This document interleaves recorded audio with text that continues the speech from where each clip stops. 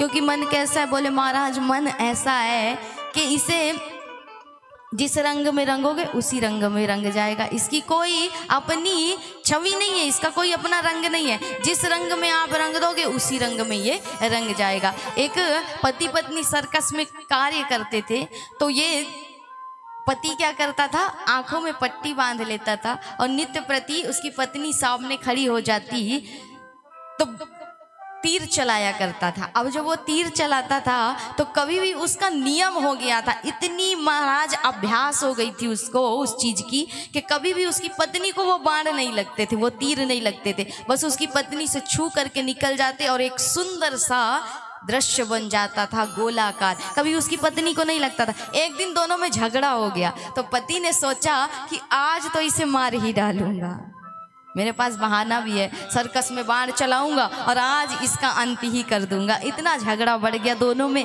कि बोलचाल बंद थी, लेकिन काम तो करना पड़ेगा। तो जब काम करने गए तो पति की इच्छा हुई कि आज मैं इसे मार डालूंगा। आंखों में पट्टी बांधी, वही क्रोध था दिमाग में महाराज, और बाण चलाई तो पूरे श्रोता जितने भी बैठे हुए दर्शक थे सबकी तालियों की गड़गड़ाहट गूंजने लगी, क्योंकि आज भी बाण पत्नी को नहीं लगा, छू करके उसी स्थान में लगा। क्यों? क्योंकि अभ्यास इतना ज्यादा था कि वो चाह करके भी बाण मारे तो भी उसे बाण नहीं लग सकता था। उसी प्रकार कहते हैं कि अभ्यास से किया गया कार्य आपको अवश्य परिणाम देता है। तो मन की भी यही गति है। इस मन को यदि अभ्यास से आप निरंतर हरि में लगाओगे तो एक ना एक दिन आप नहीं चाहोगे तो भी ये मन भगवान में लग जाएगा। क्योंकि कहते हैं ना मन नहीं लगता, बहुत लोग कहते हैं मन नहीं लगता, तो हम अक्सर कहते हैं नोट गिनने बैठते हो तो मन लगता है, लगता है। पैसा जब गिनते हो तो मन बड़ा लगता है महाराज, 1% यहाँ वहाँ नहीं जाता, लेकिन भगवान की माला जब गिनते हो तब मन 30 जगह जाता है। 108 दाने की माला और 108 जगह मन जाता है ना। क्योंकि पैसे को हम अपना मानते हैं और ईश्वर को हम पराया मानते हैं। तो जिस चीज़ को हम अपना मानते हैं उसमें हमारा मन स्थिर हो जाता है, और जिस चीज़ से हमारा लगाव नहीं है उसमें हमारा मन कभी नहीं लग सकता है। तो सर्वप्रथम ईश्वर को अपना मानिए, जिस प्रकार प्रहलाद ने माना ना। प्रहलाद के पास क्या था? सिर्फ विश्वास था। प्रहलाद जी ने सिर्फ एक कुम्हार था, मिट्टी के बर्तन बनाया करता था, तो प्रहलाद के ही नगर में वो रहता था। प्रहलाद जी ने एक दिन देखा दोनों जो कुम्हार थे पति पत्नी वो रो रहे थे, क्योंकि उन्होंने वो मिट्टी के बर्तन बनाए और आग लगाई और उसमें पकने के लिए छोड़ दिया। तो वो दोनों रो रहे हैं। प्रहलाद जी ने कहा क्यों रो रहे हो? तो उन्होंने बताया कि भगवान से प्रार्थना कर रहे हैं, क्योंकि इस मिट्टी के बर्तन में बिल्ली के बच्चे रह गए थे और वो उसी आग में जा चुके हैं। अब भगवान ही कुछ कर सकते हैं कि उनके प्राणों की रक्षा हो जाए, नहीं तो बच्चे जीवित नहीं बचेंगे, आग के हवाले हो गए हैं, मर जाएंगे। प्रहलाद जी कहते हैं कि भगवान कौन है?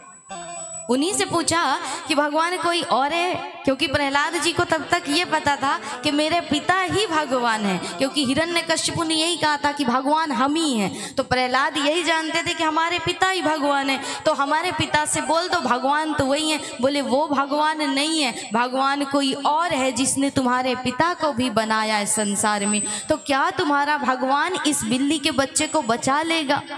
बोले अवश्य बचाएगा। तो जब इस आग को खोलना और बर्तन को निकालना तो मुझे अवश्य बुलाना देखने के लिए, मैं भी देखूंगा कि तुम्हारा भगवान इन बच्चों को बचाता है कि नहीं।